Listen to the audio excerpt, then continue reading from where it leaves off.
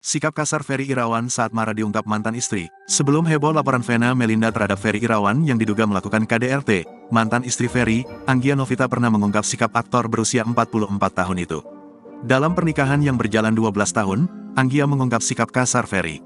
Selain dia juga agak kasar, kalau misalkan dia marah itu dulu-dulu sering banting pintu, terus ditonjokin, ujar Anggia Novita, dikutip dari kanal YouTube Maya Al-Eldul TV, Senin, tanggal 16 Agustus tahun 2021. Itu juga yang kemudian membuat Anggia sering meminta untuk pisah, karena tak kuat dengan kelakuan suaminya. Kalau saya bilang, ya sudah kalau kamu enggak cocok, kamu pergi saja, enggak apa-apa, kata Anggia. Dia selalu nangis, kamu usir saya, kamu tega.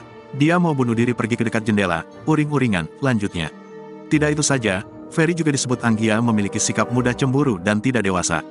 Pernah dia menolak makanan karena sudah makan di kantor, Ferry langsung marah dan membuang makanan itu. Aku tadi sudah makan, kamu enggak mau makan, langsung diambil makanannya dibuang ke tempat sampah. Itu yang kadang-kadang saya sedih, kok gitu banget, ujar Anggia. Benar-benar kayak anak kecil banget, apa-apa cemburu, apa-apa marah, minta diladenin, ucapnya. Ferry juga disebut memiliki pisau yang pernah digunakan untuk mengancam.